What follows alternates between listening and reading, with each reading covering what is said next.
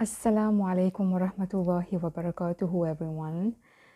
Um, in this video, I'm going to touch a bit upon some rather controversial topic. I was just watching a video by Muhammad Hijab and Dawa and Ali Dawa, and they were basically reacting to a podcast made by Sid and Dina Tokyo. For those who don't know, Dina Tokyo is the famous Islamic hijabi blogger on YouTube, and she used to make videos on how you can wear hijab stylishly, etc. And she had a huge number of followers on YouTube. I was also one of her, I used to watch her content a lot. So eventually she stopped wearing the hijab, and then there were a lot of controversy because apparently she had said that the hijabi community is very toxic and things like that. So many people were really very upset and angry, and she was accused of using Islam to become famous, and then when she became famous she removed her hijab, etc. It's not the first woman who has gone through such a situation. As a woman myself, I can understand that sometimes what makes you lose courage and makes you lose your faith in Islam, unfortunately, is other Muslims. Let me just adjust that a little bit.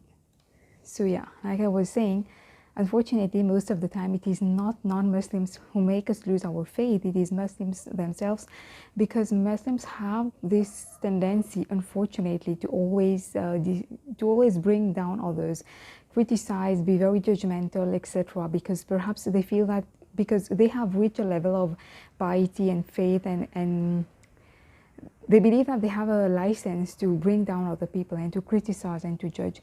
Well, I have two opinions on that personally. It's true that I myself, when I became very pious at some point, I was very judgmental, very critical towards other people, especially when I was looking at certain people's way of dressing. So of course, it's none of my business. Now I understand that I should just avert my gaze and just concentrate on myself, because I'm not perfect.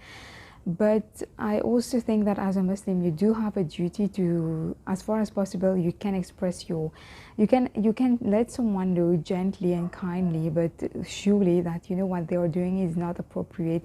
It's not in accordance to Islam, and it would be good if they stop doing that. I'm not saying that you should go and give free advice to everyone around you, but there is a good reason behind that. As Muslims, we are not concerned just with our own little selves. We are concerned about other Muslim brothers and sisters, and even non-Muslim ones, but that would be a bit more difficult to do. So my point is that I remember that I had watched a video once by a Muslim girl, who was responding to Dina Tokyo taking off her hijab. And I really liked what she said. She said that the problem is not with removing hijab. Sometimes there are some people who are committing a sin, but they will tell you that they know it is a sin. They have a weakness and they want to fight with that weakness. And they know that what they are doing is not right, but they are weak and they need help. On the other hand, you have some types of people who will make a sin, who will do something which is bad, and they will try to make it seem good or normal, or try to make it seem like acceptable in Islam. This is a very illogical, and it screams of hypocrisy a bit. It's as if you're trying to justify your own actions which are not compatible with the will of Allah.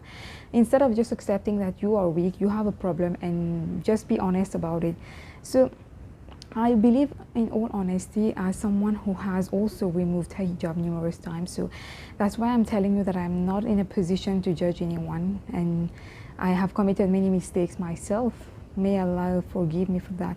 But from my personal opinion and experience, what I have been through, I can say that all these women who tell you that they have stopped wearing hijab, the problem is, again, is not with stop wearing hijab. It's because just because you stop wearing hijab doesn't mean you stop being passionate about Islam, doesn't mean that you stop talking about Islam.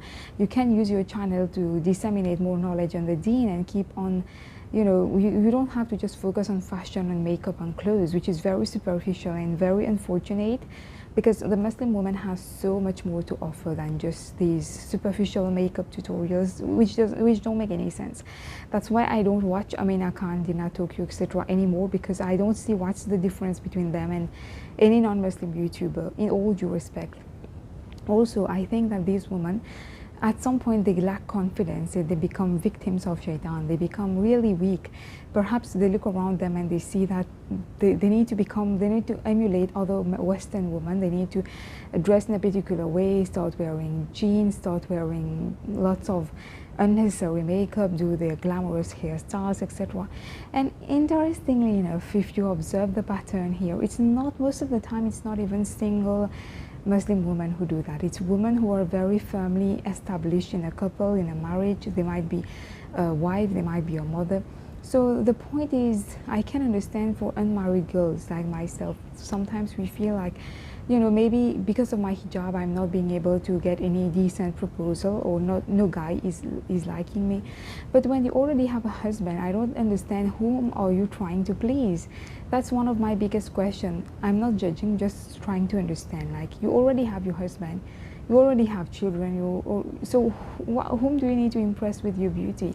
In Islam, you need to always be seducing and impressing and looking good for yourself and for your husband and for your partner. But once you're married, I don't think you need to care again about, even if you're not married, you're not supposed to care about looking sexy or glamorous for other people. I think we can agree on that. So I think it's really unfortunate, because as someone who also felt, at some point I felt like maybe the hijab is a barrier, maybe the hijab is preventing me from living my life, maybe the hijab is making me look like an idiot, maybe that's why people don't take me seriously at work, etc. But those are just your own beliefs. And if you're trying to fit in everyone's mold, you're trying to please everyone, then it seems like you're very insecure. I have to admit that one of my biggest discouragements for wearing hijab was the fact that my parents never really cared, never really understood. They didn't prevent me from wearing it, but it was like, just indifferent. Like, no one even acknowledges it. So that's very hurtful, and that discouraged me, because I wanted, we all want to be admired, appreciated, and be told that what we are doing is right. But that's precisely the problem. As a Muslim, you don't live for that kind of praise from other human beings. Why are you craving these human beings' compliments when Allah, the greatest, the Almighty, the most magnificent being, who loves you very, very much, and who you will return to Him at the end, and He is telling you to wear hijab, and He knows why He's telling you to do that, and you have so much to gain from that. So why are you caring about people? You have to ask yourself that question. Please don't just say that hijab is oppressive, that you want to be free, that hijab is not. Yes, it's true that just the hijab is not modesty. Just wearing a piece of cloth on your head doesn't make you a better person necessarily. Doesn't define who you are as a Muslim overall. The hijab is just a very tiny part, I would say, the literal hijab, the physical hijab, this. But beneath that, your behavior, your modesty, your actions, of course, those are more important. However, having said that, I think hijab is such a beautiful thing that why would you not want to wear it? There are so many non-Muslim girls, weavers, who are scared to wear hijab, yet they are secretly yearning for the day when they can wear hijab in front of their families, in their country, at their school, at their work.